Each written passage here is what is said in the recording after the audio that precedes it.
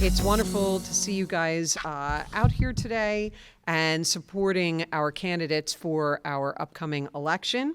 We have Alexander DiFalco, Dr. Sue Ferrara, Richard Kanka, and Stephanie Williams. Thank you guys very much for taking your time out of your busy schedule to join us tonight.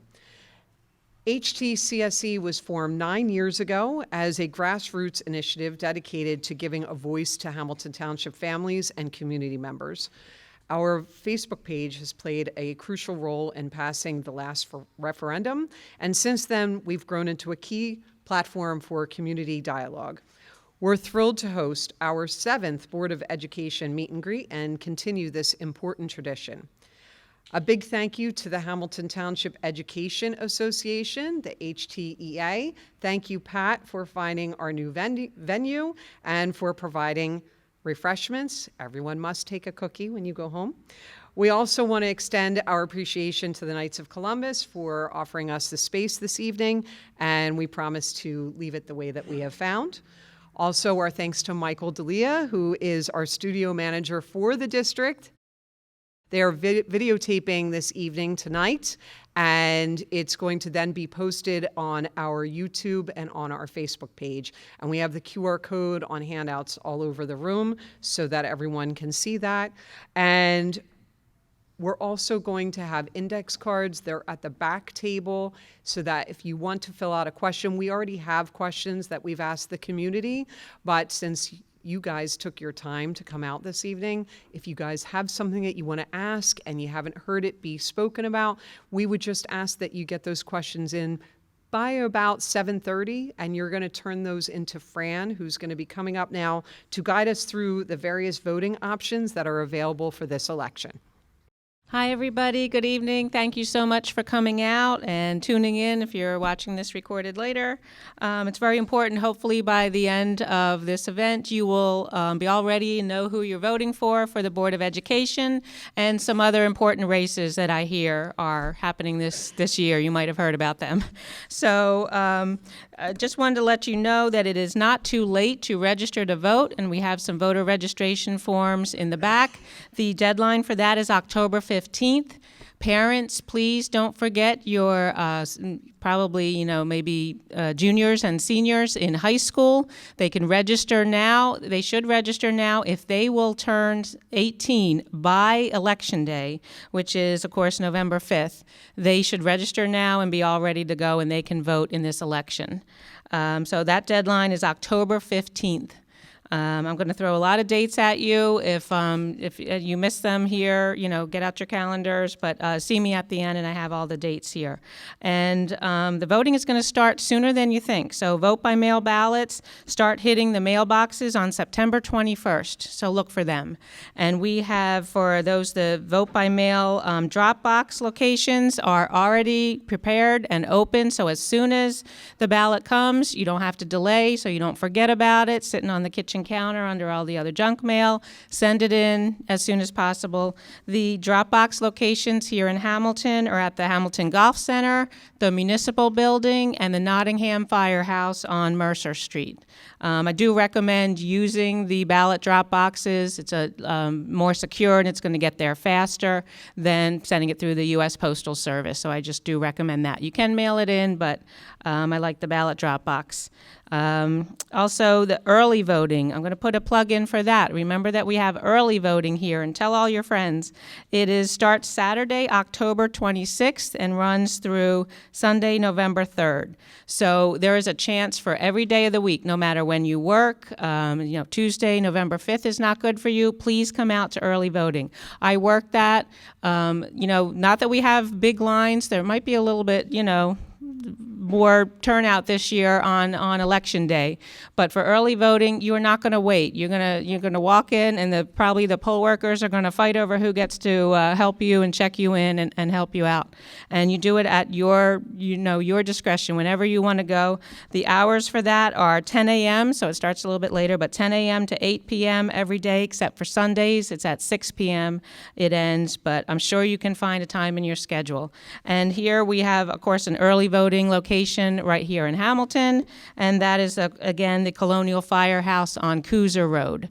But there are several other locations throughout the county. They're listed on the Mercer County Clerk's website. You can go to any of them during early voting. The only time you have to go to your local, your regular neighborhood polling location is, of course, the general election day, which is Tuesday, November 5th, and that is 6 a.m. to 8 p.m. if you want to go vote on the 5th. Of course, we need poll workers to help on election day. So even 17-year-olds now, I think 16 and 17-year-olds can help work the polls. The kids do not have school that day here in Hamilton, so let's get those, those senior kids and high schoolers out to please help work the polls, and I can talk to you about that and where to find that. But Mercer County Clerk's website has the applications. You could put in those applications now. Also, I want to put a plug in too, the vote by mail ballot for those college kids. I have 3 in college now, and it's a little bit hard to remember if they're on the list, if they check the box for every year or they have to sign up every year. There is a link, and hopefully we'll put it on our Facebook page, the Hamilton Township Community Supporting Education. We'll put some of these links, but you can actually go right now and check to see whether your name or your student's name is on the vote by mail list. There is an actual, click on the link, and you can, if you're not sure if you're on the vote by mail ballot, go check that link. But the important thing is to vote and tell all your friends. Thank you very much. All right, great information. It's much different today. We've got so many different options. And so thank you, Fran, for all of that. And now I'm excited to hand over this evening's program to Rachel Balsowitz, who is going to be our moderator and set the stage for what promises to be an engaging and insightful discussion. Thank you all for being here, and we're going to get started now. Thank you, Lisa. Good evening. I'm Rachel Balsowitz, and also an operating committee member of HTCSE.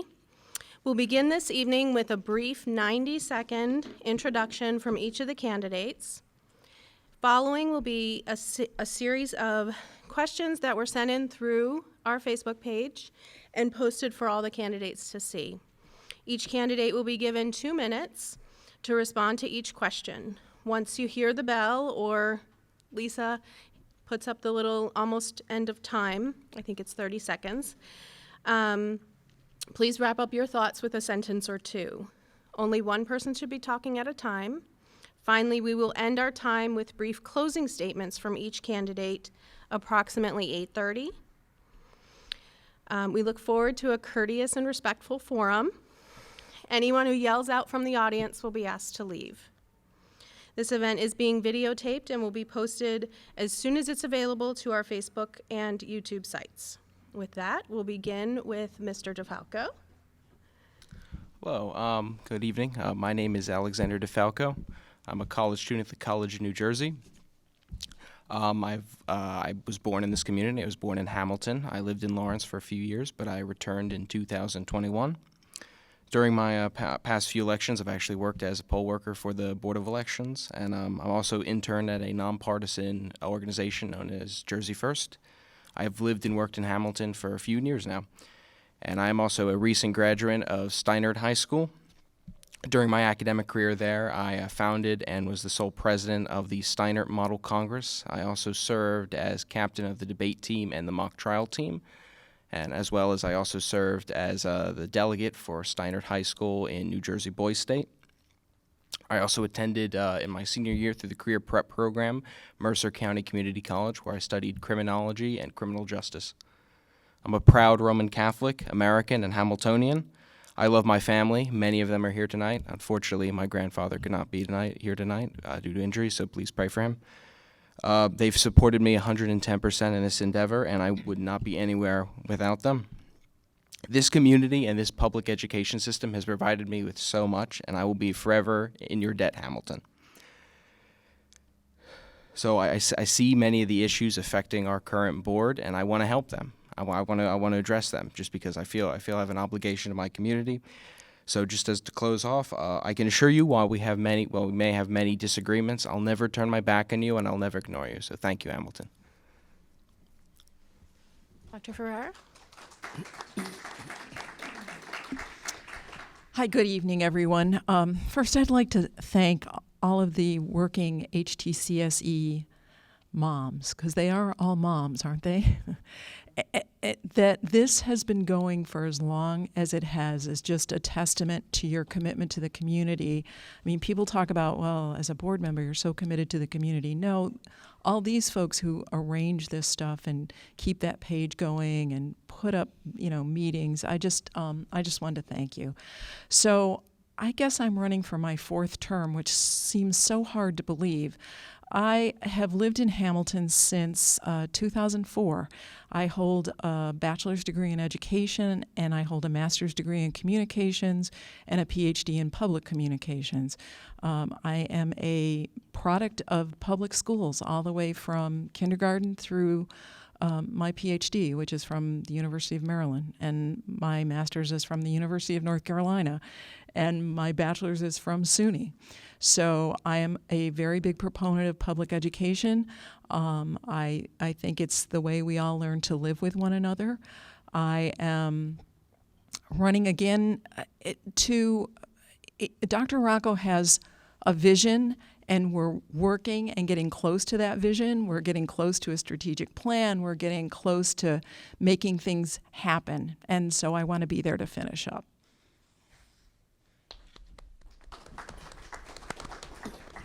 Mr. Kanka? Hi, I'm Richard Kanka. First, I want to thank Lisa and her group for having this forum, and I would also like to thank the candidates for their participation in tonight's event. I'm running for the school board again because I feel that as a Hamilton Township resident, my whole life, I'm a product of the school system, Yardville School, Grice Junior High, and Hamilton West. I think that when I first ran for the board, I didn't really understand what it took to be a board member. And when I found out, it's just a lot more than, itemizing one particular thing that you're trying to do. It's a whole gamut of multiple things. And I just want to make sure that all the children in this district have the opportunities that I received when I was a student in Hamilton, and make sure that everybody has equal access to every single program that we have available in Hamilton. And that's why I want to continue another run for the board to make sure that those goals are met on my behalf, and that we can work with as a board together to assure that everything goes as planned. Thank you. Good evening, everybody. I'm Stephanie Williams. Can everybody hear me? Because I can't hear myself. Okay. I'm Stephanie Williams, and I want to say thank you to Lisa and HTCSE for hosting tonight, and for HTEA for sponsoring, and for the Knights of Columbus, and for everybody being here. Thank you. And for all the candidates sitting here. It's an honor to be among you guys. So I've been a Hamilton resident since 2003, so 21 years now. My husband and I have had, we have 6 children. 5 of them have gone through the Hamilton Township School District, from Wilson, Grice, all the way through Nottingham High School. Right now, I have a senior at Nottingham. He's the youngest, so I can't believe all the boys are already so grown. But he's the youngest, and he's a senior. And right now, I'm serving as the president for the Nottingham PTSA. This will be my 2nd year, and I work full time, yes, but I've worked for Integra for many years as an associate director for distributor relations, and I'm running because I feel very passionate. I love our community. I love our students. It's a huge passion of mine. Not only my kids, I was always involved in their sports, or a team mom, quote unquote, just to resonate and spend as much time with them as possible, just to try to help lead them. So it's a big honor for me to be able to help be involved with our students and try to set the stepping stones for them to be as successful as possible in their next chapter and in this journey with education. Thank you. So now get into the questions. We will start each question as we go down the row. So Dr. Ferrara, we're going to start with you.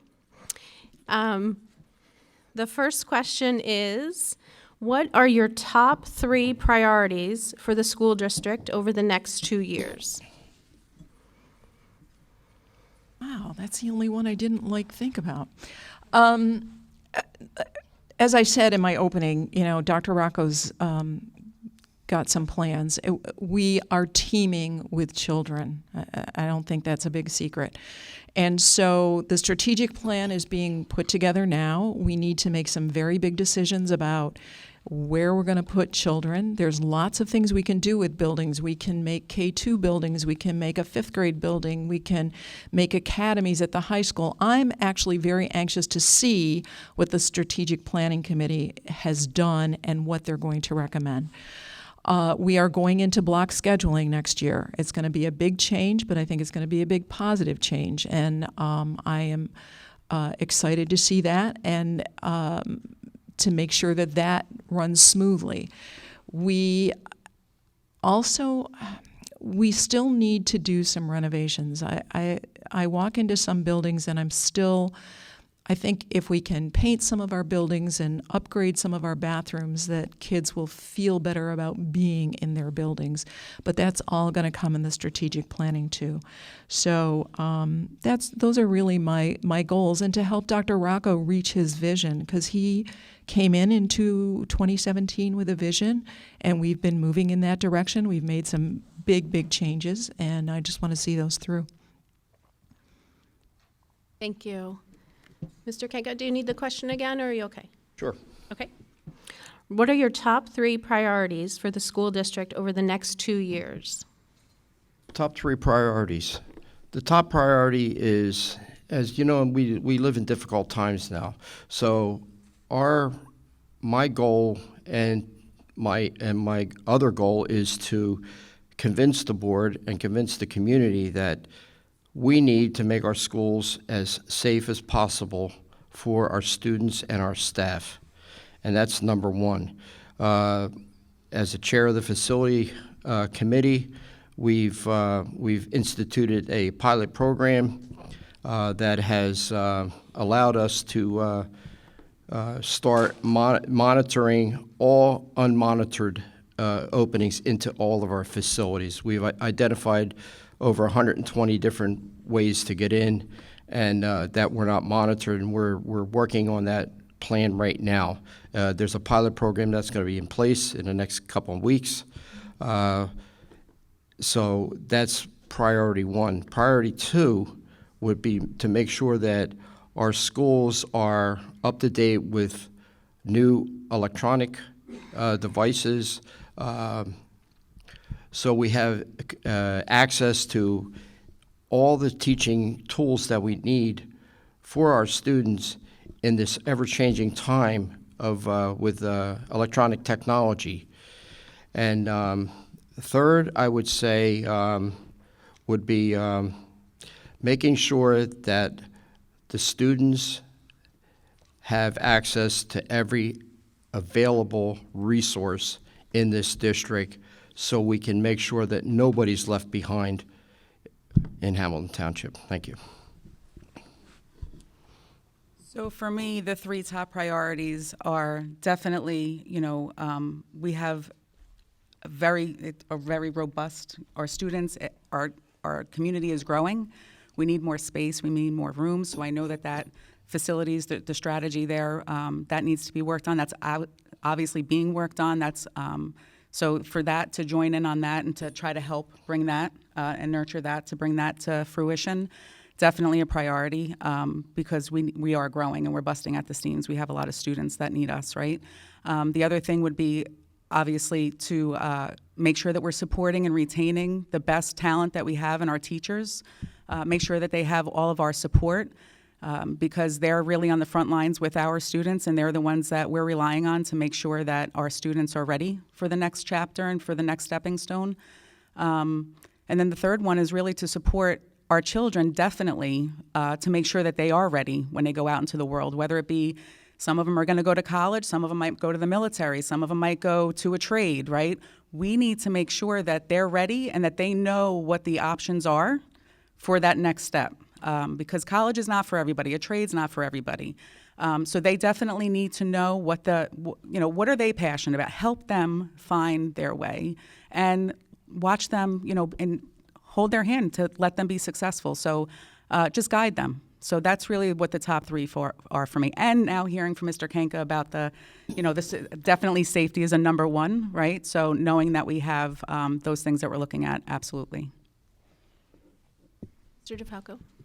Well, I think that my top three priorities could be summed up as proficiency, transparency, and proper staffing. I think that in terms of proficiency, I think the school system is lacking. I think that we rank we're proficient 24% in mathematics, 38% in English. I think we owe it to the taxpayer to achieve these better results with a $286 million budget. So that would be my number one priority, is getting proficiency up. I understand this will take to recover proficiency. I understand it'll take a process. I think that utilizing smaller classrooms, examining curriculums, I think these things are measures that we can take to improving this. I also think transparency. I think that we could do a better job at contacting the taxpayer, communicating with the taxpayer, budgetary policies. I think transparency is a big issue for me.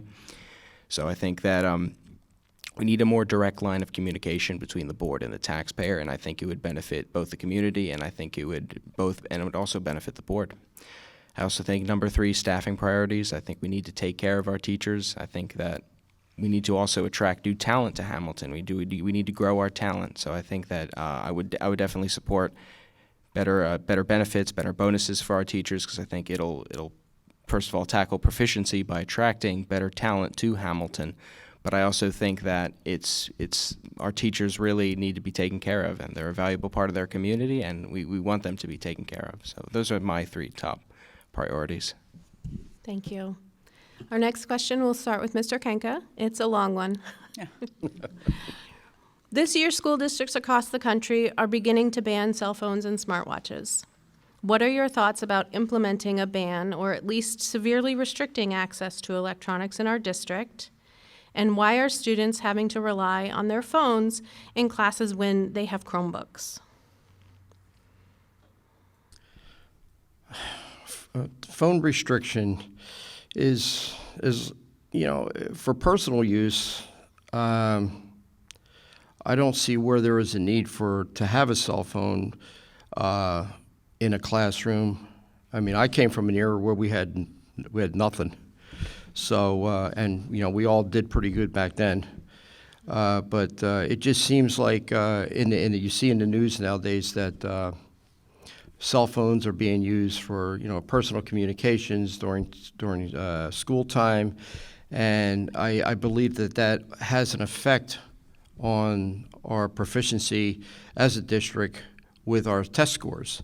If we would just spend more time actually listening to our teachers and learning instead of talking to your classmates on what are they doing tonight, or we're meeting at the bowling alley or something or whatever, we would have children or students that would be more proficient in trying to get their actual classwork done. But you can't. I don't feel a ban is necessary.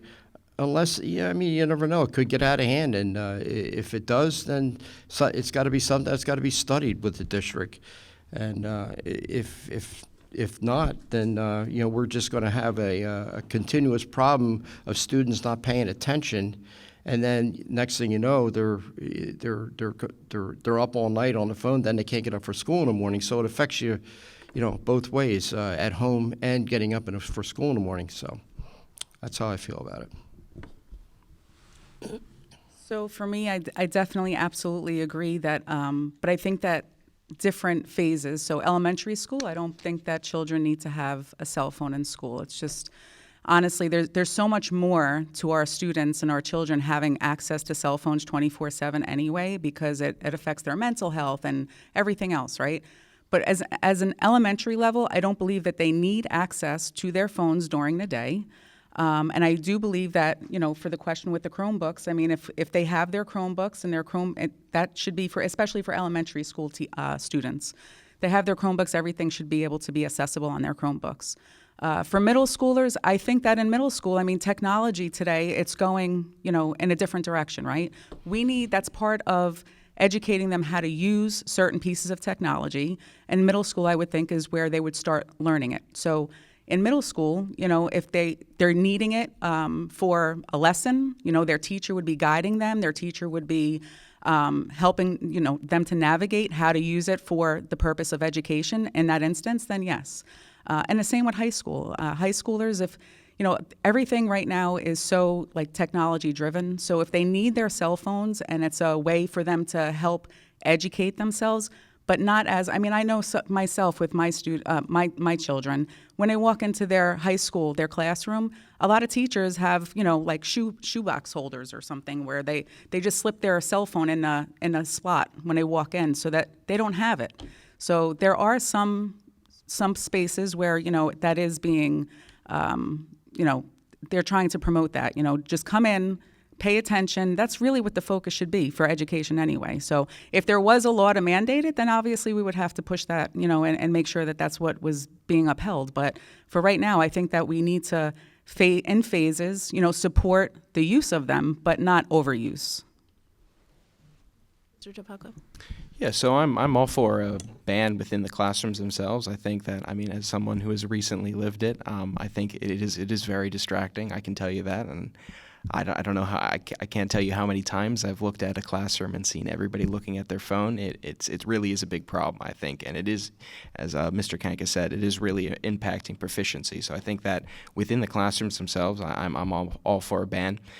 To address the Chromebook concern, I could think of one reason why students may choose to rely on their phones is that on district laptops, some of the, so if I'm writing a research paper, some of the content may be restricted. I might not be able to access certain sources. So that could also be not a primary impetus, I would say, but I would say it's a major, it's a substantial impetus of why many students rely on their phones to look for sources instead of their Chromebooks, because they just simply can't access these restricted sources. So that's one reason I could think of. But I definitely do agree it is a problem. The classroom setting is no place for phones. I think that outside the classroom, there should be a little bit more leeway because it's not directly impacting learning. But I am absolutely all for a ban within the classrooms of cell phones. Dr. Ferrara? So, first of all, I am reminded that parents buy and pay for cell phones, and so parents have to be part of the solution with us. I also understand that there are kids who walk to and from school who need cell phones before and after school. So an outright ban not to bring them to school is not going to work. We actually have two policies pertaining to cell phone use. 5616, which is a mandated policy, makes clear that no student can record and post a video of another student. And then policy 2363 gives teachers the power to set limits in their classrooms about cell phones. And as Ms. Williams just said, there are teachers who have little shoe bags where students put their phones. I will say this, that, and Mr. Kanka and I both know this, a lot of cell phone abuse happens on the weekends and at night. That's when kids get in these little chat rooms, harass one another, and then we in the district end up having to deal with it the next day. So again, it's got to be organic. We already have a policy that kids in elementary school cannot have a cell phone unless there's a medical reason. So again, those students are supposed to keep their cell phones in their bags, in wherever their bags are kept, in a closet in some schools. In middle school, we have to teach kids how to manage it. High school, we need to teach kids how to manage it. Banning it outright is not going to work. So, but it is organic, and it is something that we have to work on as a community. Thank you. Mrs. Williams, we're going to start this question with you. Do you believe there is any redundancy in our non-teaching staff? If not, what justifies the need for these positions? If you do see redundancy, which positions would you suggest removing? Geez, I honestly don't think that there's, me personally, I don't see redundancy. And let me explain to you why. We, in my opinion, need as much support from our staff for our children in our schools as possible. Right now, obviously, I don't feel that we have quite enough. But if we're talking about maybe the, as far as maybe the 2 vice principals right now, I mean, if that's redundancy, I don't agree because, and again, I'm just speaking for an example, because the elementary schools, that's where we kind of need it. The administrators there, the teachers, the principals, the administrators, they're all there for one reason, and that's to support our kids. And if we're sitting here and we're saying that, we don't feel our kids are getting the support that they need or that, proficiency on tests and things like that, I can tell you for Nottingham anyway, our administration, our vice principals, they're focused, they each have a section of responsibility of what they're focused on. One just concentrates solely on testing and making sure that our students are ready for the next level. So we absolutely do need, to me, everyone we have and more. So that's how I feel. Mr. DiFalco? So no, I disagree with the fact that there is current redundancy. I think that a certain amount of administrators and bureaucrats are necessary to administer our schools in any way. I guess my concern is the expansion of the administrative, non-teaching, bureaucratic staff. That's my concern, I guess, because it takes away resources from a larger problem, which is to address the number of teaching staff and teaching talent within our schools. So in my statement, for example, I specified that the expansions of the bureaucracy, like the 2 new vice principals, serve to bloat the bureaucracy and take away resources that could be best spent expanding our teaching talent and developing our teaching pool. So my proposed solution to this would just be a freeze on non-administrative hiring staff. I think this would put focus back on the faltering test scores, which I think will be addressed by increasing our number of teachers, attracting more talent across the state of New Jersey. I think future budgetary resources expanding the bureaucracy could be better used developing upon Hamilton's teaching and talent pool. Dr. Ferrara? It's kind of hard to hear the word bureaucracy used in an educational setting. The 2 new vice principals are at schools where there are over 400 students. Those vice principals are going to be very engaged in not just with the students, but with evaluating teachers. That's what a lot of what vice principals do. They go in and make sure that the teachers are well supported, that they're doing their jobs. There is a 4-year process to tenure. And those vice principals, part of their job is to help make sure that those teachers are on track. They take kids out and talk to them. They do. Administrators used to be teachers, and when we are short substitutes, guess what? Administrators go in and teach. So, no, I don't think we are bloated. We have 12,600 students in this district and 24 buildings. It is a big task. We have a lot of English language learners. We have brought a lot of our special ed programs back into the district. This district used to spend hundreds of thousands of dollars to send kids out of district who are now being taught here with their friends.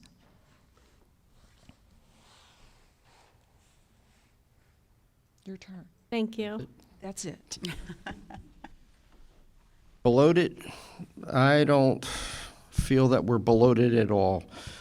Just going to go back on, maybe touch on what Dr. Ferrara said. When I first got onto this board, we were sending out nearly 500 students out of district to wherever, to schools that we could not provide the resources for. In the past several years, we have increased our resourceability to bring those students back, and now we're under 200 students that go out, which saves us millions and millions of dollars. And if you want to compare millions and millions of dollars to a few extra teachers or resource people to help our students achieve success in the district, I think it's a good trade-off. And I believe that whatever we can offer the kids, you know, maybe a resource teacher that's can bounce around from room to room to see what teacher needs help. And an administrator can ask and say, listen, I need some help here somewhere. We do have the resources now for the administration to provide those teaching ideas to our students. But below it, and there's redundancy, I don't believe that that's the case. Just as long as we're teaching the kids and we're getting them what they need to do, and if we need more people to do it, we'll hire more people to do it. And as long as we can keep the majority of our students in the district, that's the goal of this administration and this board. Thank you. Our next question will start with Mr. DiFalco, another long one. What is your long-term vision for the use of the district's physical plans, including the 23 school buildings, Park Avenue, and the new offices being built in partnership with the township? Second part of that question is, what steps do you believe the district should take during your term to move closer to that vision? So just put it simply, my long-term vision for the district is academic proficiency. I think that as I've previously mentioned, I think that we could use a lot of assistance in increasing this academic proficiency. So that would be my goal for the many schools we have across our district. So we need to I guess my move and solution to move towards that vision would be operating our school environments with smaller class sizes. That's my main vision, and requiring expansions and rearranging of present facilities. I think that'll be very important into achieving that. I think the studies we need to do, I guess, to also achieve that, we need to do a study on each facility, see where they're failing, see what's happening there, see if we can make improvements there. And I think that also just expanding the curriculum, expanding more essential curriculum, so like civics, personal finance, SAT and college prep, home ed, classes in trades, stuff like that. I think that will serve to improve that. Thank you.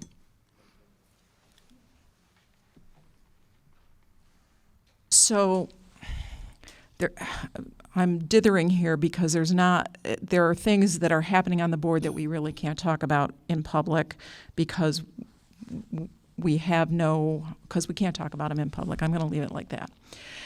We have no home ec anymore because there are no more home ec teachers taking classes and becoming home ec teachers. Under old administrations, not this one, the tech rooms were pulled out, and to reestablish all of those is very difficult. And again, finding tech teachers to do trades and things like that, it's just not there. However, we do support our students in searching for those opportunities at VOTEC and in the local union shops. Our buildings, I mean, listen, I could give you a wish list. I wish we had a Montessori school for elementary school. I wish we had a fifth grade, building where all the fifth graders get together and all the teachers can all work together. There's lots of things we can do with this big district, and I'm waiting to see what the strategic planning people are going to do. You talk about smaller class sizes. Hello, that raises the budget, right?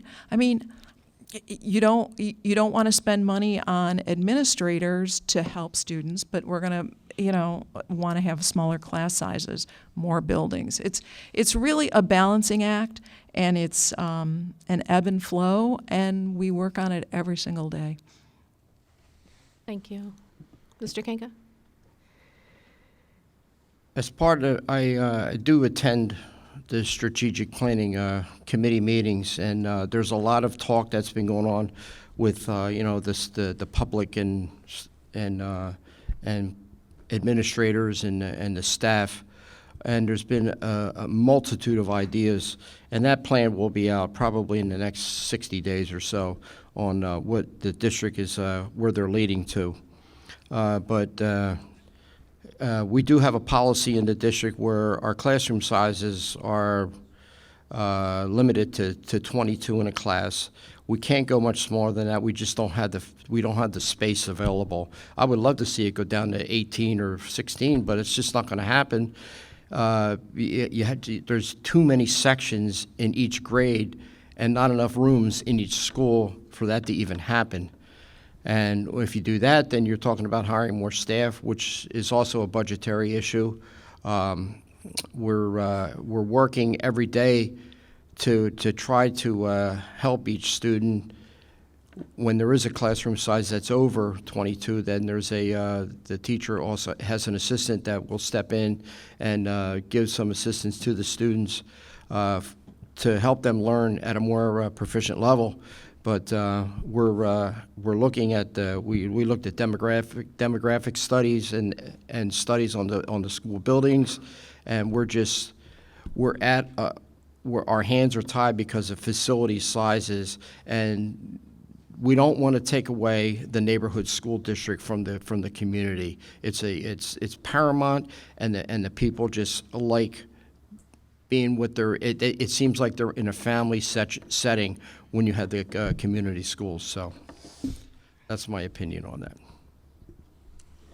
So for me, in the next couple of years, what I would like to see with the strategic for facilities is, I mean, how about we have students right now learning in portables, right? And we don't, our schools aren't large enough, right?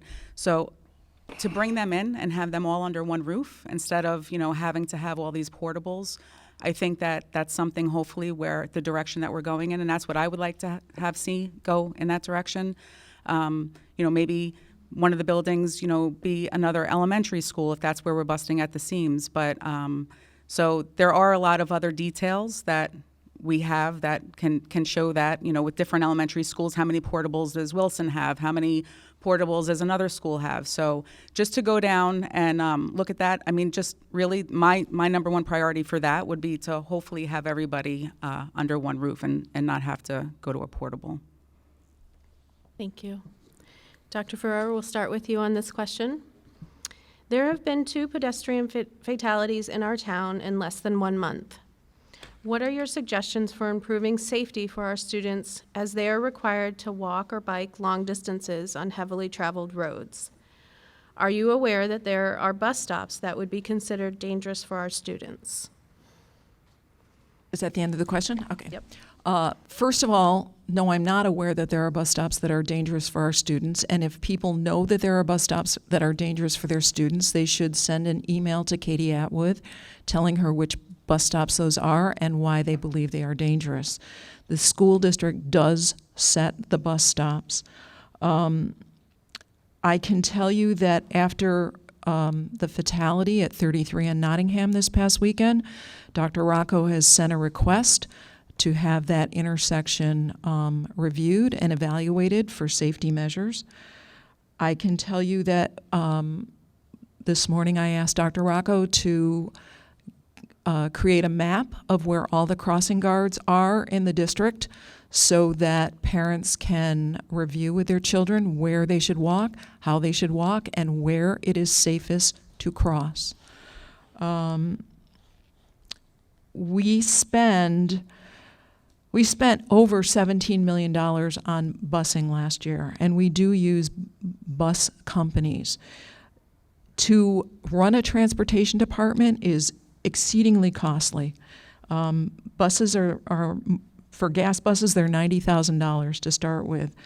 Electric buses are $320,000 to $440, and the diesels are $140 to $160. But then you have to have a bus garage, and then you have to have a place to park them, and you have to have a mechanic, and you have to have bus drivers. So we can't think that we're going to run a transportation program. Parents should know that if you don't get free courtesy busing, there is subscription busing, $350 for the first student and $315 for each sibling. And at the moment, that's the best we can do.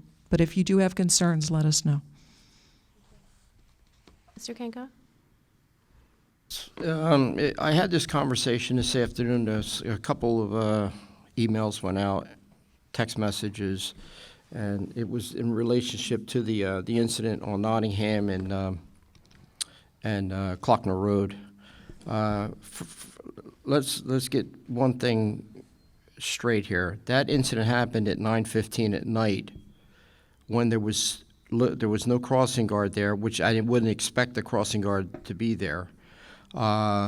We don't have students leaving school at 9:15 at night or 9:15 in the morning. They're either in school at that time or they're out of school at the later time. So I did make a request to find out what the study is going to, how the study is going to take place, and what effect is that study going to have on the school district, since the two incidents that happened outside of school hours. And if anybody's driven down at that intersection, it's a pretty wild intersection. People are in a hurry to get to somewhere, and I just don't know where that is. But it's just, nobody has any consideration for the walker, whether you're a senior citizen or you're a 15-year-old student out of Nottingham or a 7-year-old out of Klockner. So it's a study that's going to have to take place. I don't know what fruit it's going to bear, but I hope that somebody comes up with an idea on what they can do over there. Like I said, it's a dangerous intersection, and a good start would be to find out where our most hazardous routes are and what we can do to make those routes safer for the kids that are walking to school. And there's also a responsibility on the parents too. The parents also have to have a stake in this game. They just can't leave it up to the district for the responsibility. They have to do it on their own. They have to help out too. So I agree that also, what I would like is if the parents, if you know that your student walks one of those paths or to school, then we need to try to work together to try to figure out how it is that we can support you, what your thoughts are on those. But at the same time, the one intersection, Nottingham and Klockner, last year we did have a student that was hit after school.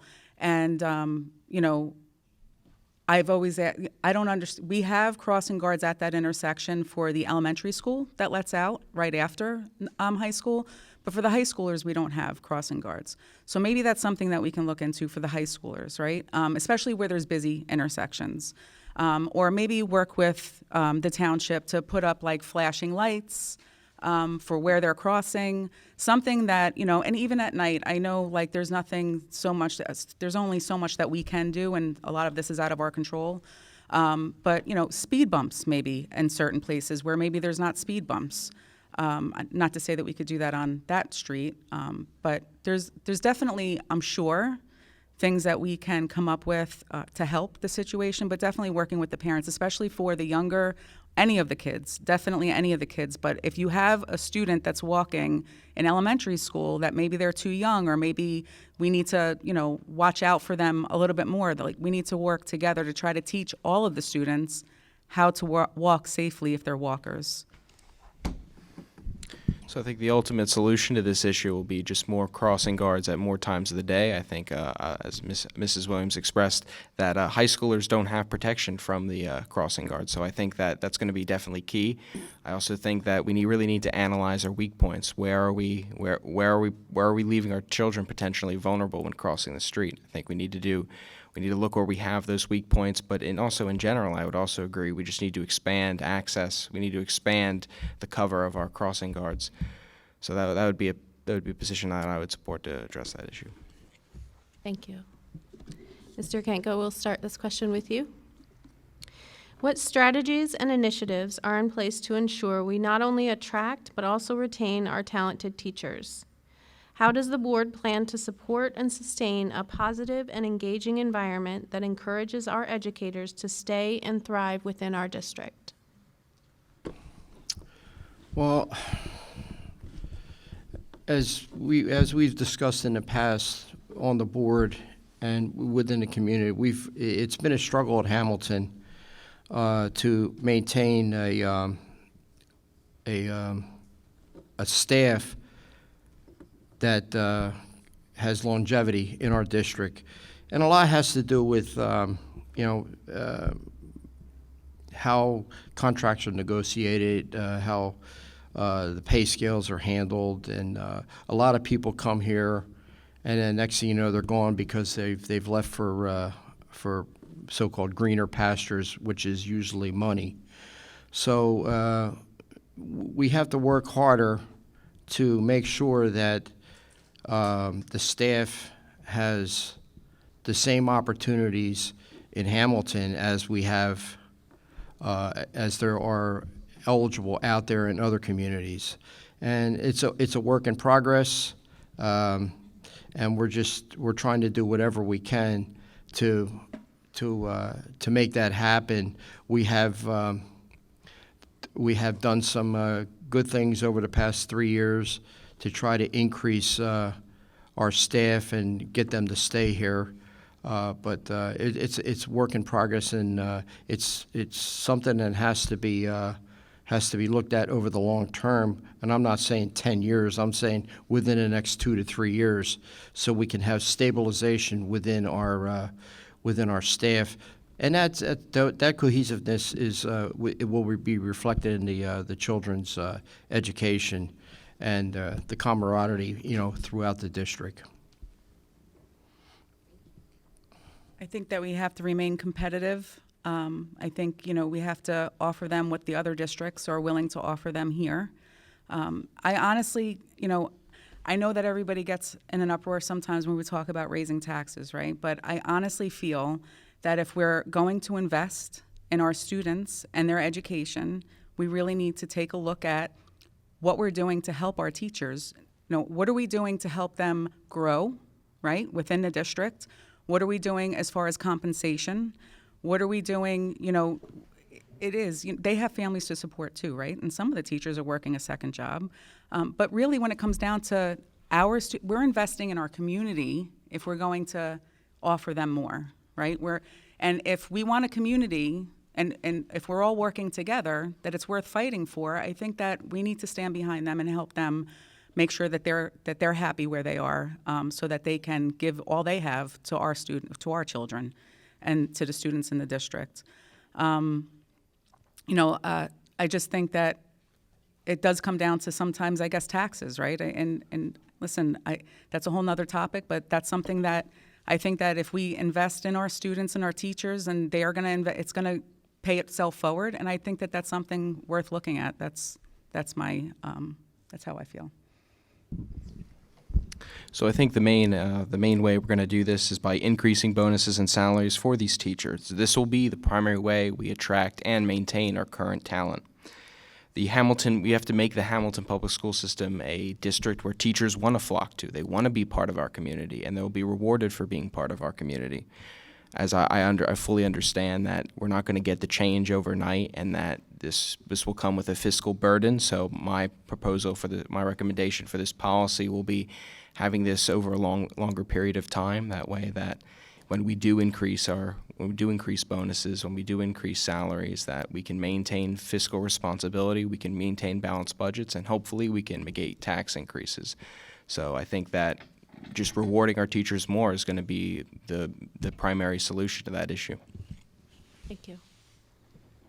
So we have done some things in the past few years. We offer a lot of professional development, which means teachers don't have to pay for their professional development. We actually pay teachers to present professional development, and that's been a huge change. As my colleagues have said, taxes, you have to raise taxes in order to raise salaries. And you also have to remember that salaries are all tied to contracts, and benefits are all tied to contracts. This is a negotiation thing. It's not like we have a magic wand, can pull out money and say, well, we like you as a teacher, so we're going to give you a bonus. We don't like you as a teacher so much, so we're not going to give you a bonus. That's not how it works. It's challenging because the workforce, the teacher workforce, is shrinking. We do have program in all 3 high schools called Teachers of Tomorrow, where we're actually trying to grow our own teachers, if you will. We have a partnership with Kane University, where our Teachers of Tomorrow program can dovetail in to programs over there, and we can send interested students there for teaching degrees. It's a challenge. West Windsor Plainsboro is paying $10,000 to student teachers to come to their district, and all the student teacher has to do is student teach and do an interview, and that's it. But we're not West Windsor Plainsboro. Thank you. Okay, next question. How do you plan to address the diverse needs of students, including those with special education requirements and those that are homebound? So I think that this is something where we're going to need to definitely all work together. And, you know, I honestly feel that we need to retain the talent that we have, and we need to be able to hire more so that we can support all of the students that need us in this district. So whatever it is, whatever their need is, for us to be able to prepare them for the next step, we need to be able to address that together. How we would do that, I'm not exactly sure, except for, you know, until I'm in that seat and I'm able to have the conversations through those who have the experience right now. But I definitely know for sure when it comes to special needs or homebound students, we need to be accessible as much as possible to those parents and to those students. And the only way we can do that is by working together and making sure that we're working alongside them as a partnership. And if elected, I'm definitely going to roll up my sleeves to help make that happen. Well, I think that it's an absolute priority of mine if I get elected to the board, that we will ensure that these families have the resources and financial services they need.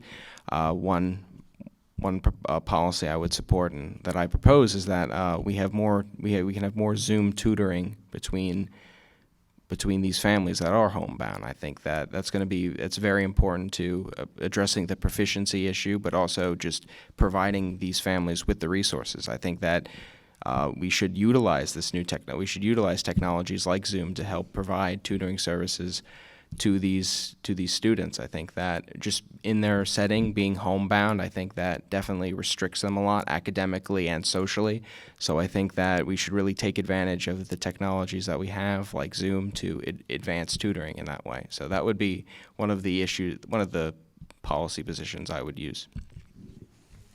I don't know why people think that we aren't doing a good job with homebound tutoring, because we have a very strong special ed department and a very strong program. I'm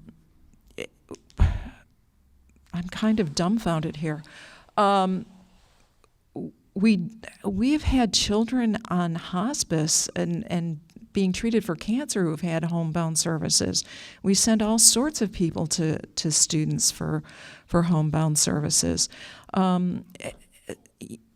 I don't know that you can use Zoom to teach, because we can't even, if we have a snow day, we can't even teach remotely on a snow day. We have to call a snow day and nobody can, because that's the state law. So if there's an issue with homebound learning, then I am not aware of it at all, because, you know, we approve all the finances for homebound tutoring. We approve all of the specialists who go to homebound tutoring. We approve the monetary reimbursement for homebound tutoring. So if there's a need for improvement, then you need to reach out to Ms. Audino and let her know what your frustrations are. Could you repeat that again? Certainly. How do you plan to address the diverse needs of students, including those with special education requirements and those that are homebound?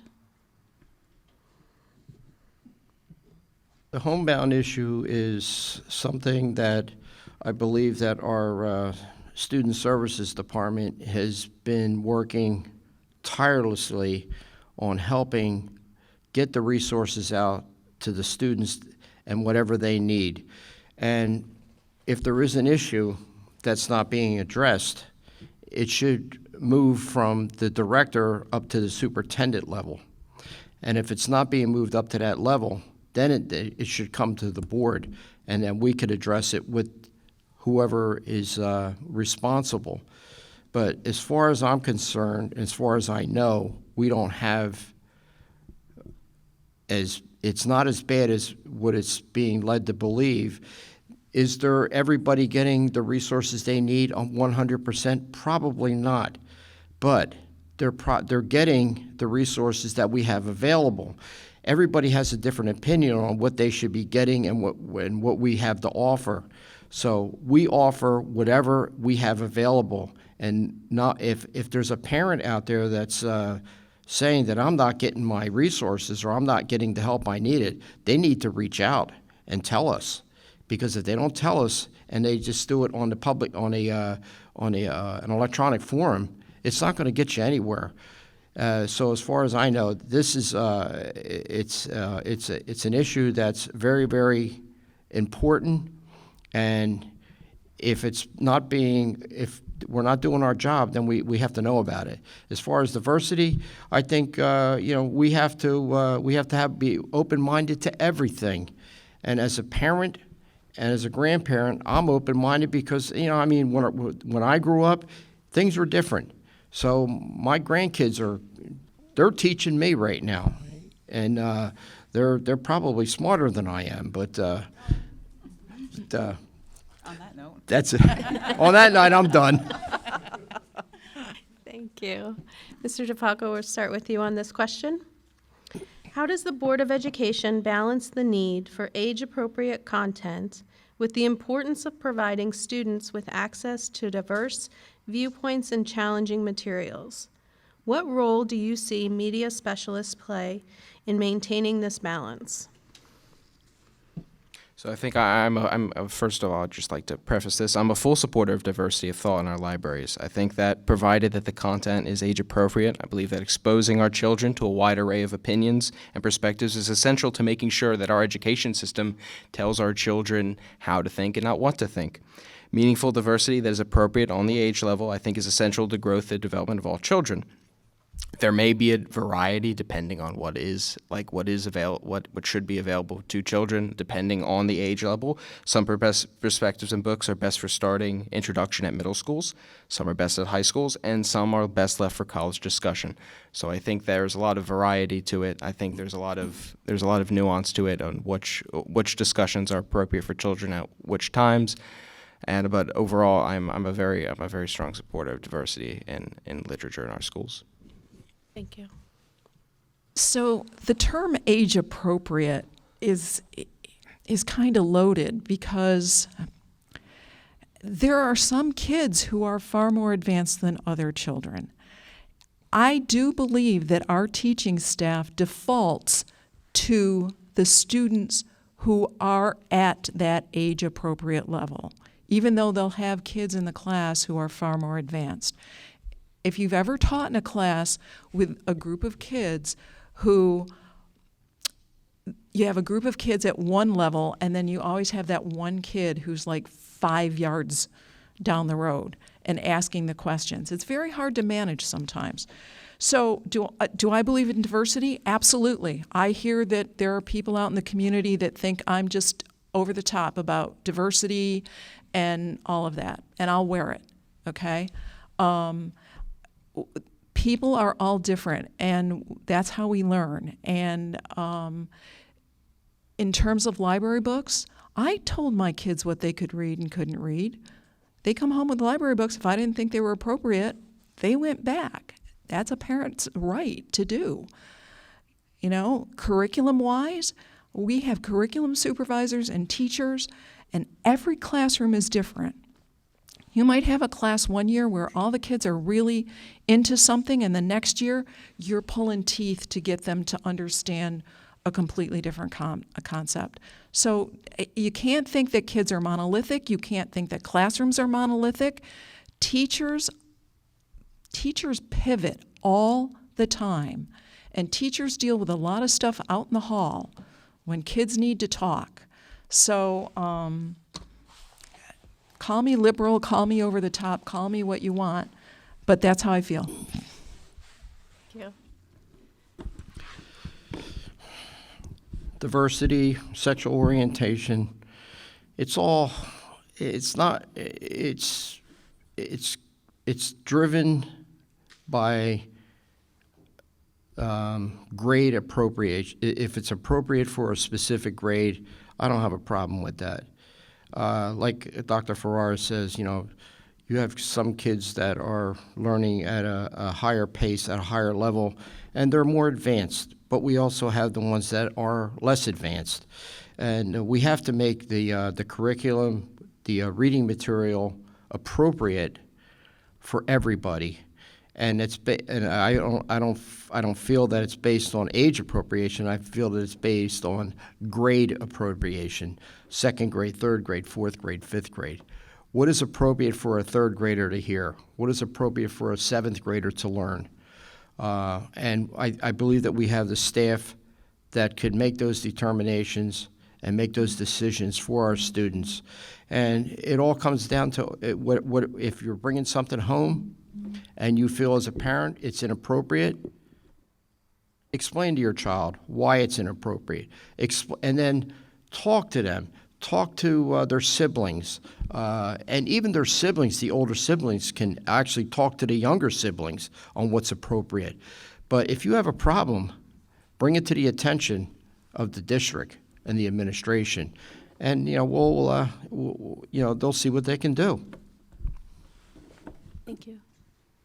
I think that we do a good job in the district with doing that today. I think that we are teaching age-appropriate, grade-appropriate levels, and I feel that, each student, and even as parents, we all have children. If you have multiple children, you know that each child is going to learn something different. There's no cookie cutter, right, to what they're learning, how quickly they're learning it. And even at home, we have to parent a little bit differently. Each child is different. And it's kind of the same thing even in school. And that's what our teachers are faced with all of the students that they have. But it's, again, a challenge, too, with they have access to cell phones, right? So a lot of times these students are learning things outside of the classroom. But as far as the curriculum is concerned and as far as what's being taught at grade level appropriate and age appropriate, I feel that where it is today, the high schools have, access to maybe more things than a middle school or an elementary school, and as they should. So that's how I feel. Thank you. Dr. Ferrara, we'll start with you. Mm-hmm. How will you address issues related to school discipline and create a positive school climate? Well, first of all, as a board member, it's not my responsibility to create a classroom environment. That is the purview of teachers, and our teachers know how to do that. We have had professional development on restorative justice, on how to manage a classroom, how to introduce certain things in the classroom, how to build community in a classroom. All of that has been happening for years in public education. And we encourage that. The PTAs encourage that. I'm really at a loss as to where the disconnect is between parents and what happens in school. There's not that big a difference than when you went to school. There's morning meetings and there's lunch money collection, and we do all of that. There's math, there's science, there's reading. So, I go in and I go in and visit, I go in and read. I see our classrooms. Our classrooms are not dysfunctional. Our classrooms are not places where awful things are happening. Kids are very happy in their classrooms, the ones I've visited. And, I go into the middle schools, I go into the high schools. So, again, I don't know, I seem to be out in left field tonight, but I just encourage students and teachers to enjoy one another. Disciplinary has always been an issue, whether it's good or bad. I've been in the schools, not as much as Dr. Ferrara, but I've seen I've seen classrooms. I've seen the classroom settings, settings in the auditorium with a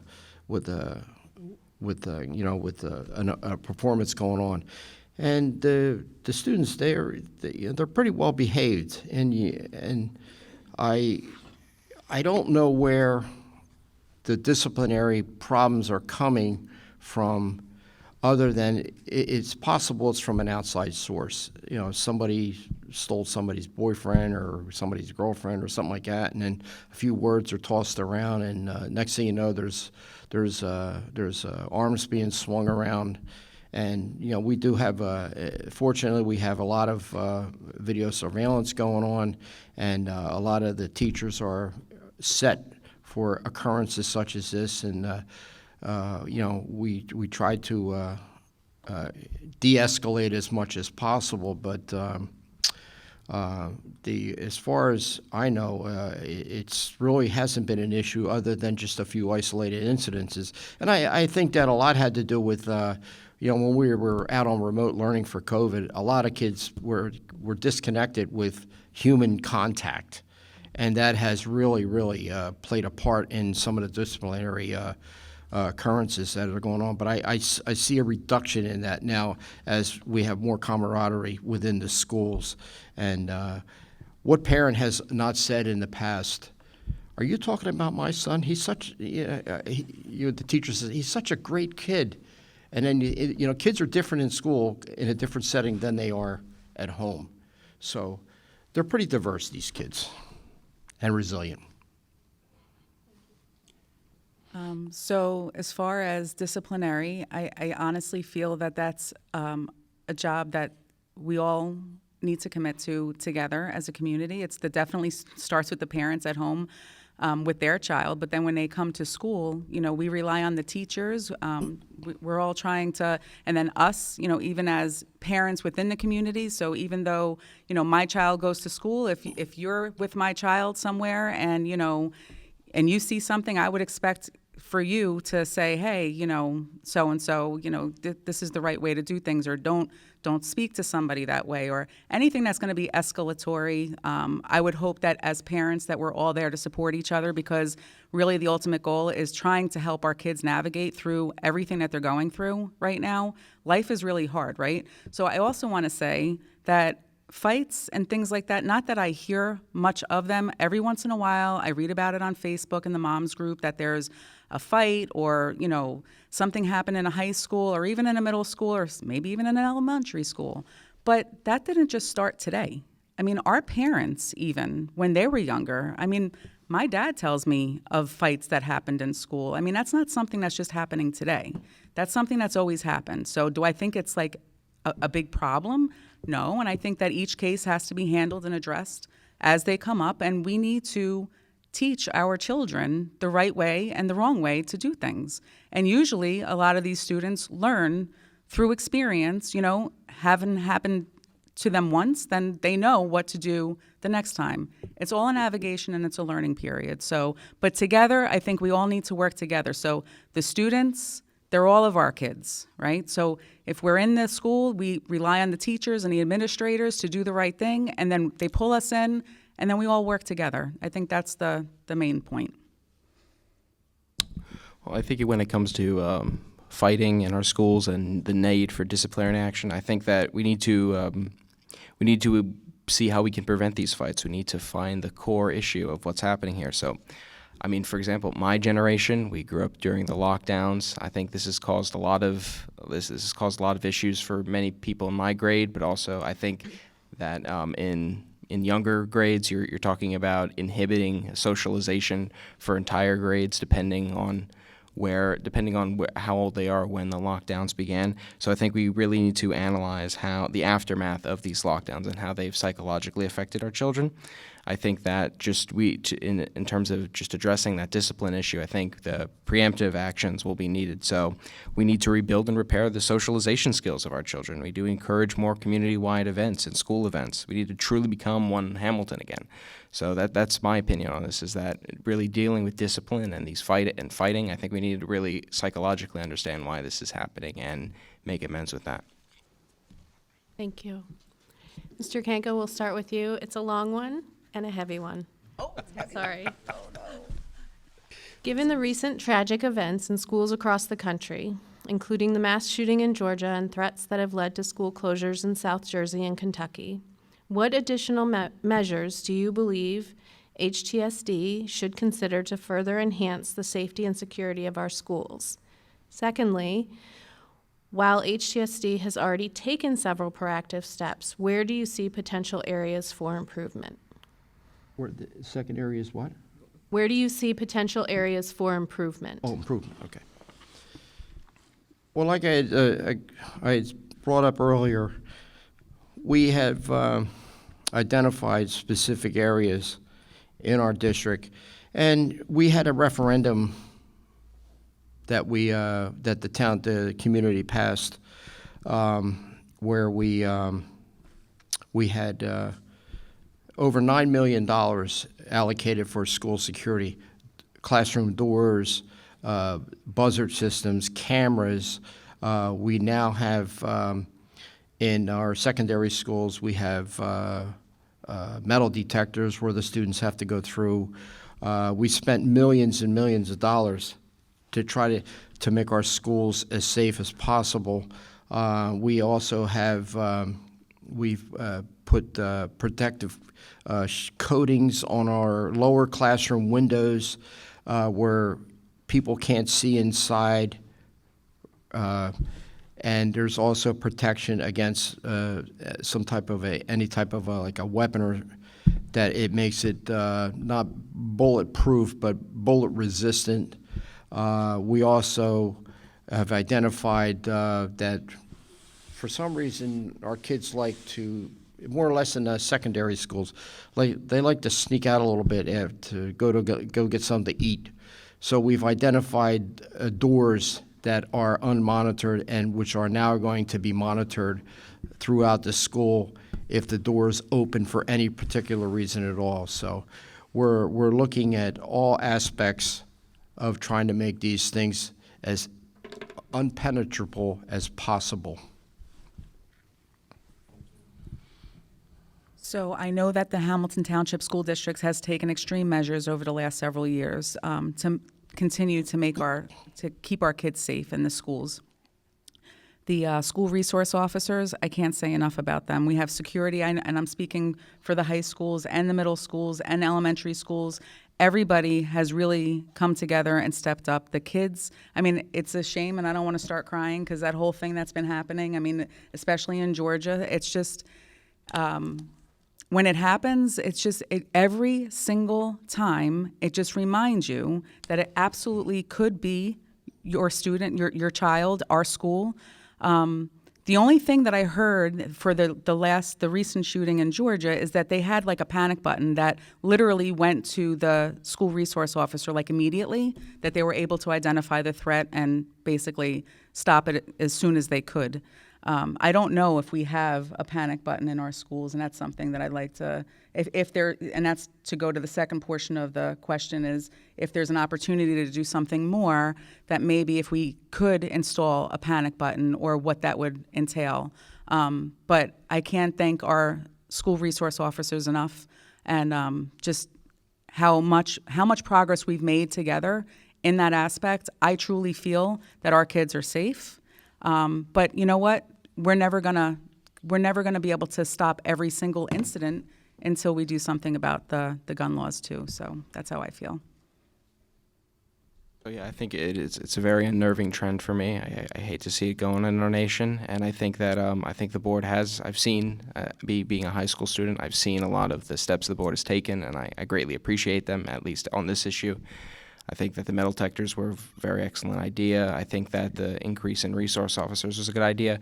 I guess my suggestion would be making sure that making sure that our buildings are airtight in security in that factor, because I see sometimes that like VOTEC students are able to enter the building and there's not really re-enter the building and there's not a lot of security there. So I think that, I guess, small improvements, making sure we're patching the holes in this. But I think I appreciate the current board's initiatives on this, because I've seen them and I think they're working. I just think we need to patch a lot of the holes that I see, at least.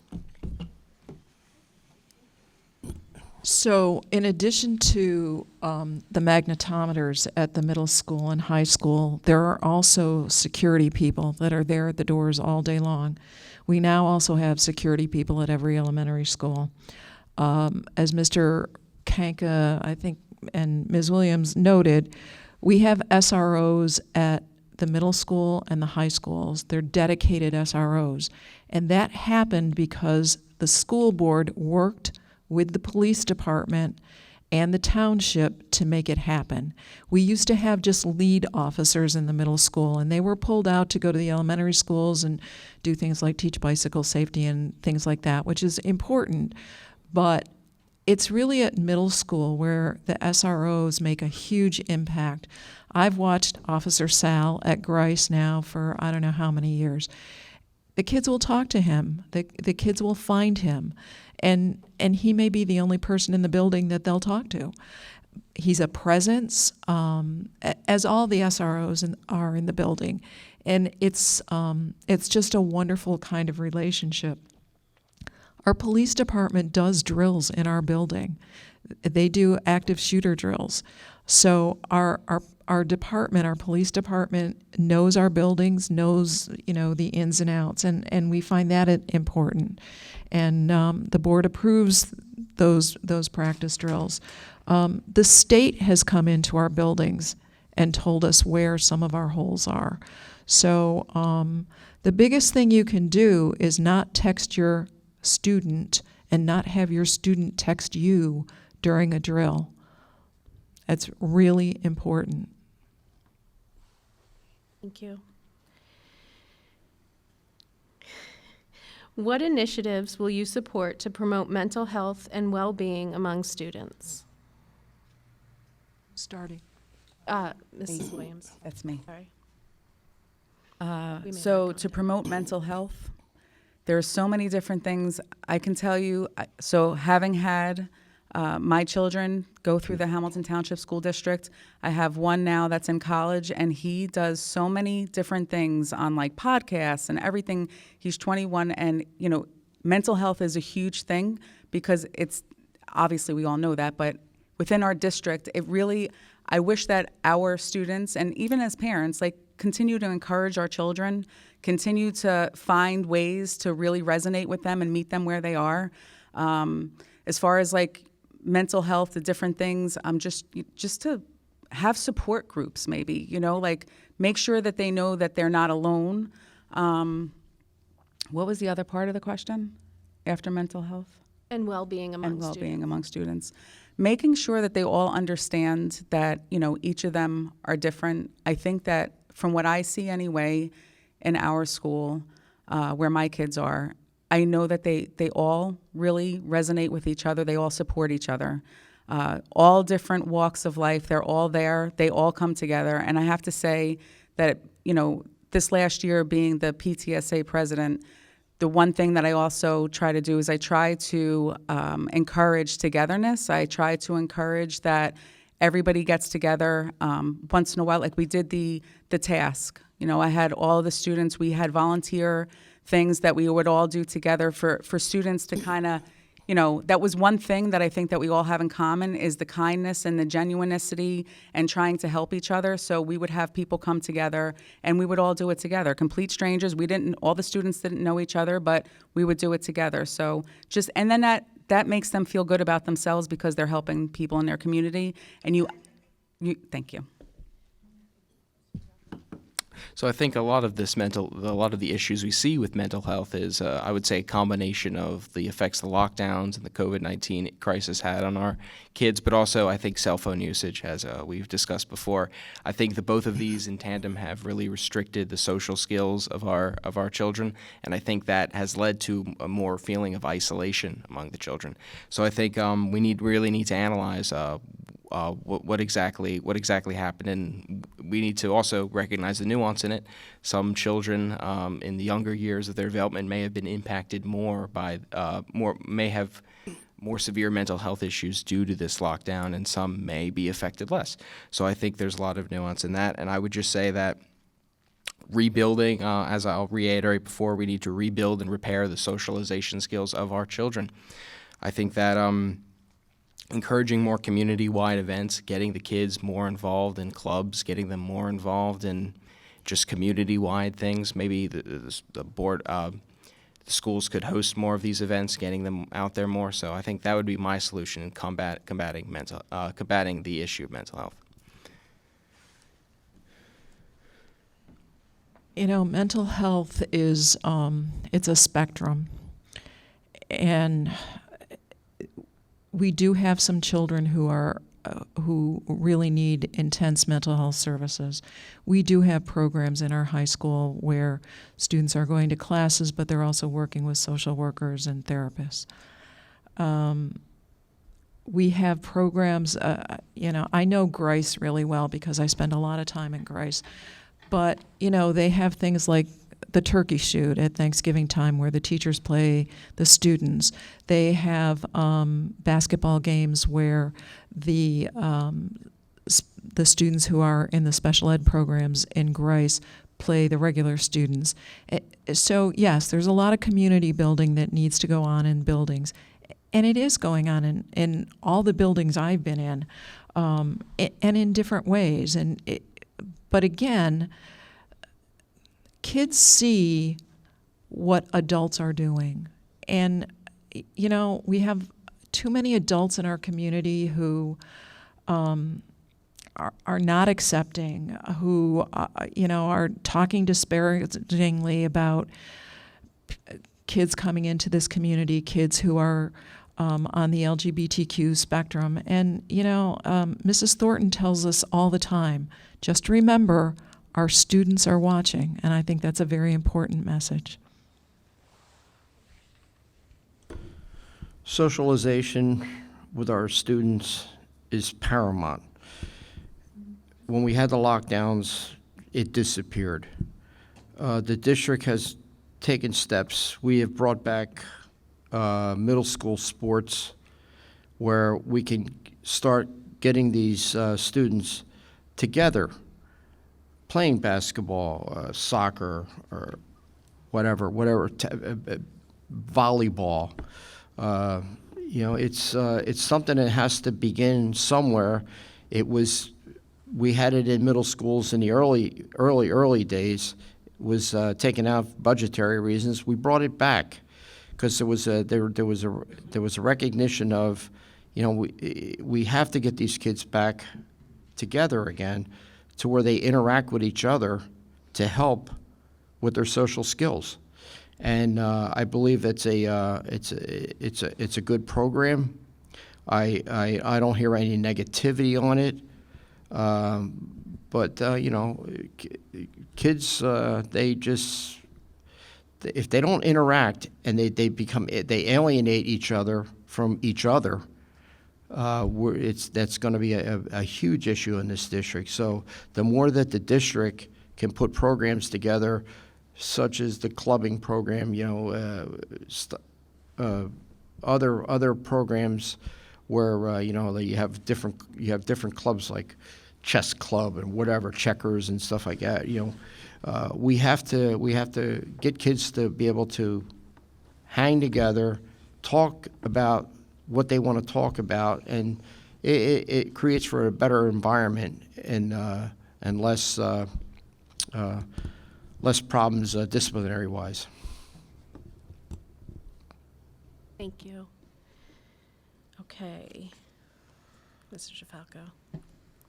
We have a question from the audience. In relation to testing, too much testing, will Common Core be reevaluated?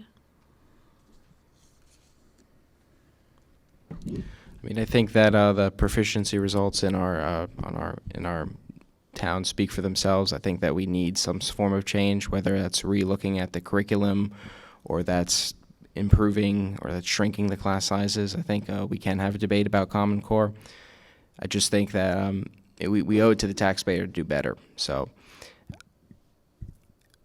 we need some form of change, I think. I think that I think in terms of the question, reevaluating Common Core, I think that probably will be necessary. Just re-examining the curriculum, seeing what works, seeing what doesn't work. So I think that would be a major part of that.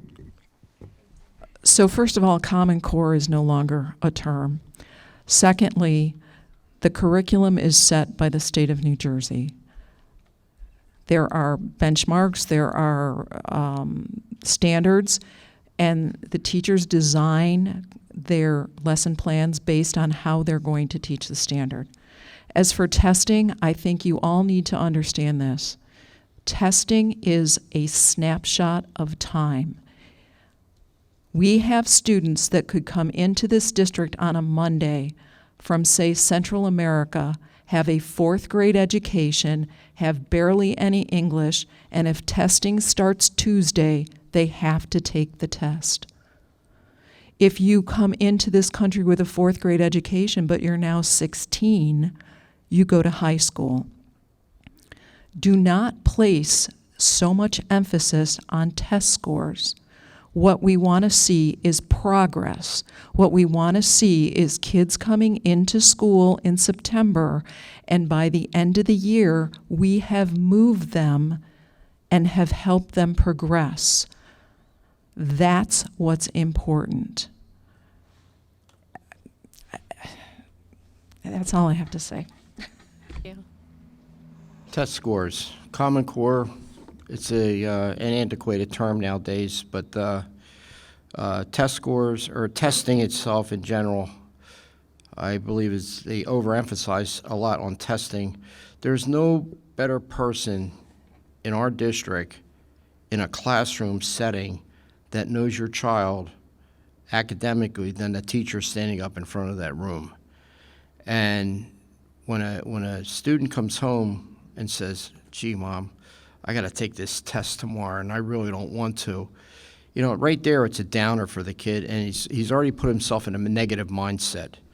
So I think if with the curriculum that's being forced upon the district by the State Department of Education, the teachers try to expand their knowledge and the language on that particular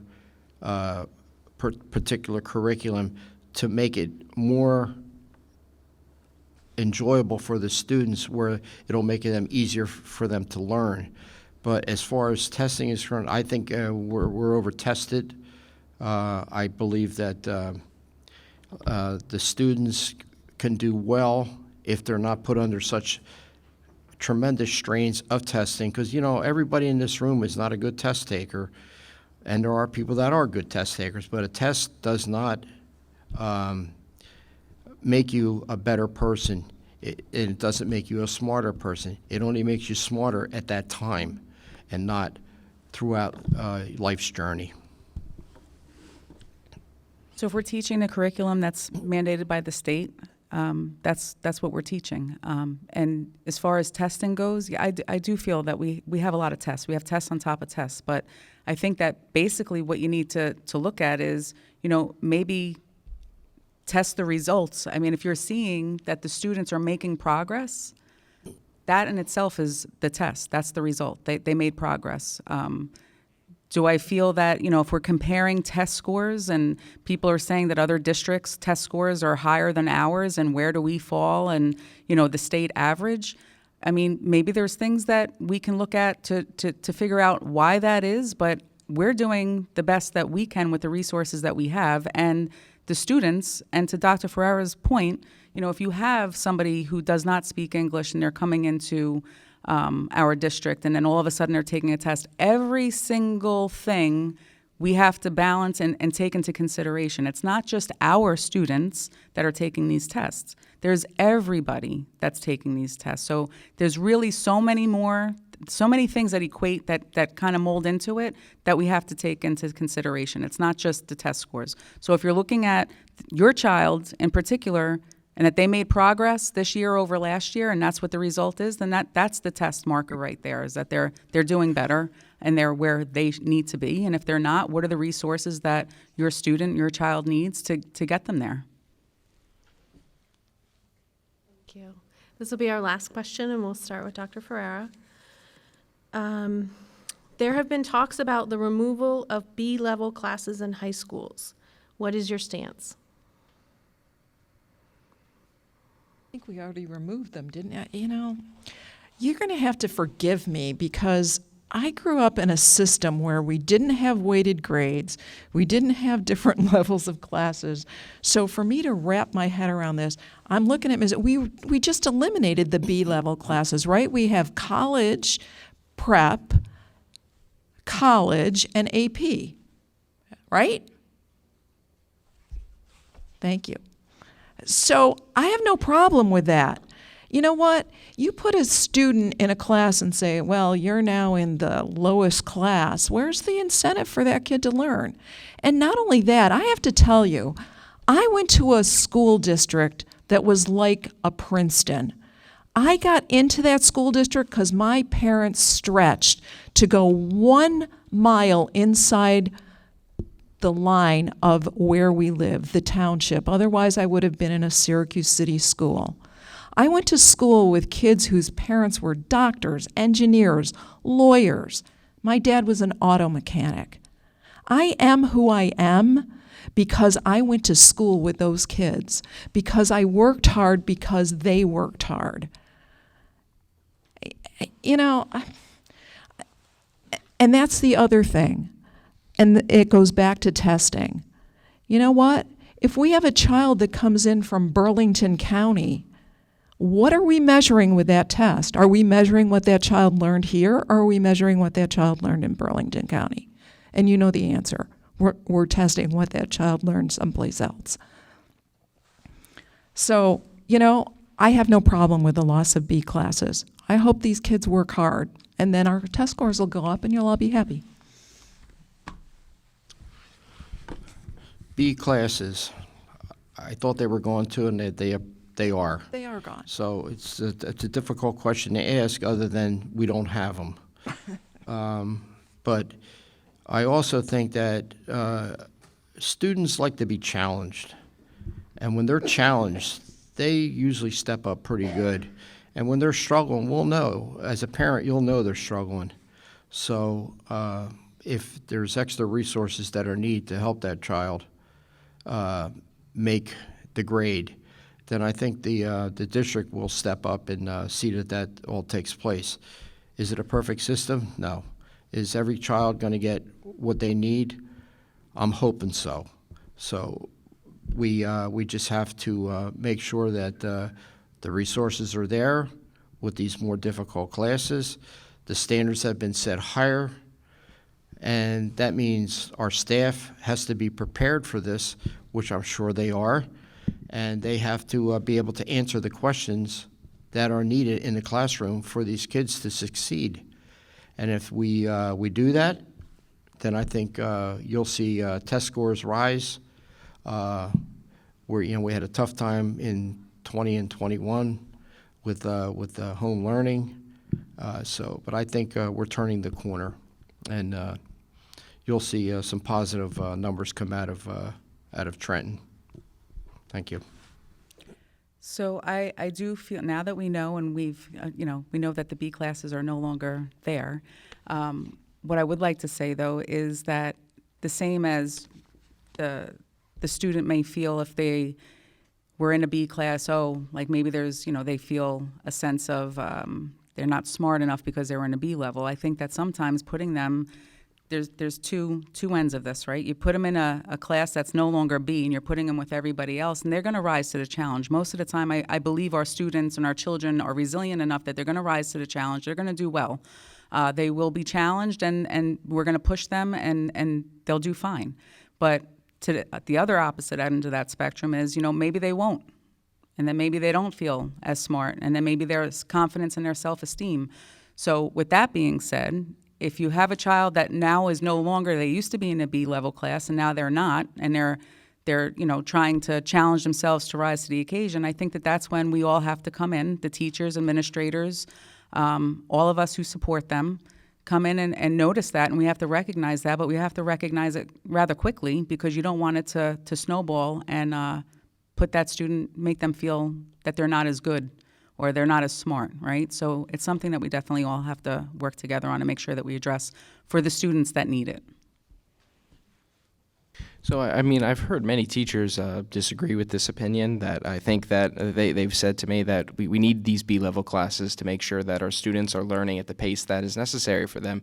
There is a lot of difference between each student. I think these B-level classes offer an important environment for students who may be struggling and not understanding the curriculum. So I think that's what the role of B classes are, and I don't support their removal.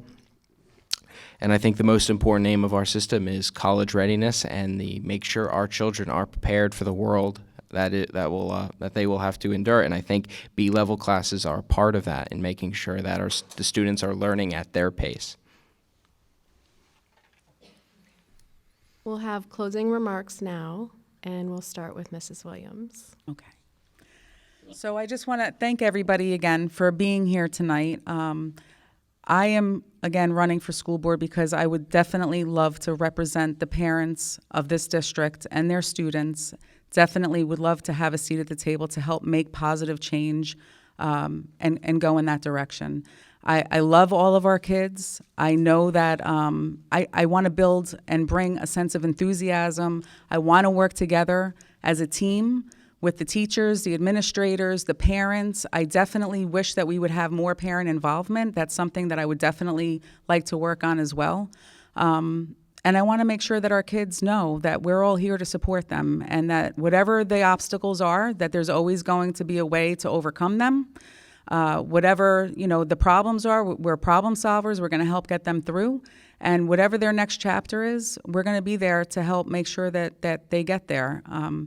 Again, whether it's college, trade, military, whatever it is, it's our responsibility to make sure that they're ready for the world. So with your support in November, I hope to earn that seat at the table and represent all of us in Hamilton for our students' sake. Thank you. We'll actually come back down the table to Mr. Kanka. Well, I would like to thank Lisa and her group for putting on this forum. As everybody sitting here heard tonight, there's a multitude of different issues that everybody is interested in, and what our views and what we're going to do to try to help the community with the inclusive of staff and students. But I've been on this board many years, and I've seen a lot of people come and go with multitudes of different ideas that never came to fruition. And I've said to new board members that come on before, it's okay to come in with a passion, but you have to listen first and then put your thoughts out, not later, but at a different time. I think that my experience, past experience on the board, is paramount to make a successful district here. And I believe that with your support, we can continue the work that we've already started in turning the corner to try to make this a very, very good place to learn for all of our students. Thank you. So I agree with Mr. Kanka. I think we've made a lot of progress. I think we're going in the right direction. I think when you go into the voting booth and think about voting for board members, you have to think about voting for people who are going to keep confidences. You have to vote for people who are going to support all the students in the district, every single one. A lot of you don't know, but we are called to sit on administrative hearings. We're like jurors.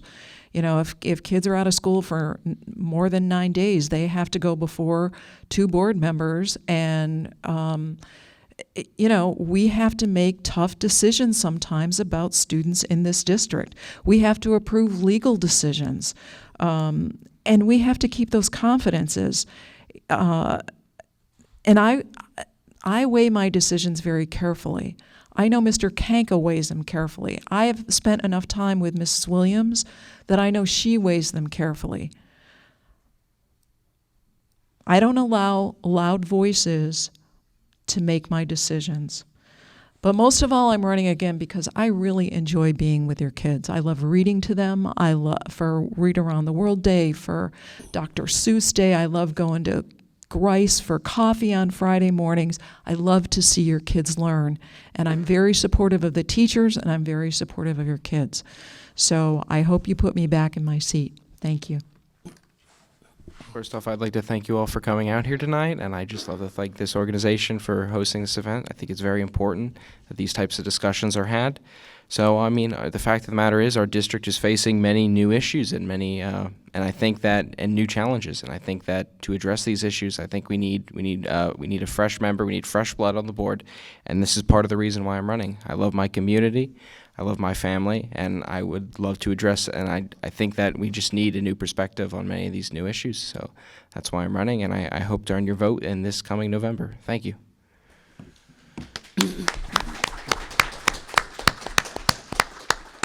All right, so 13 questions. We had 3 questions from the audience. Only one of them did not get answered because it was about mental health, which was addressed earlier. So thank you to everyone that filled out a question. Rachel, please take a stand and please give a round of applause to our moderator. All right, Lisa Schultz is also on our group, and she's our timekeeper every year. So thank you, Lisa. Fran Carroll back over here who talked to you about voting. We also have several members that couldn't make it here today. And yeah, we're all moms, we're all members of this community, and we all want what's best for our district, and that's why we host this event. We thank everyone for coming out, especially all 4 of you. This is not easy, especially in today's polarized times, to put yourself out there and to be scrutinized by the public. And I applaud anyone who ever throws their hat in the ring. So another round of applause for our candidates. And this has been recorded. Thank you to Michael D'Elia, who's back there doing our videotaping. So lots of applause. And this will be posted on our group as we talked about on our YouTube channel. Don't forget, we've got Board of Ed meetings that happen every single month, and we would love to see more involvement and more people coming out to the Board of Ed meetings, not just when there's a flare-up, but just throughout the year. And yeah, we're all busy. And yeah, we don't have time for a 2.5-hour meeting, but these people somehow make it, and they're volunteer. They don't get paid a dime to do that. And some of those meetings run even longer than 2.5 hours.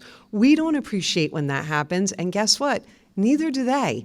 So if we had more participation, that would be fabulous.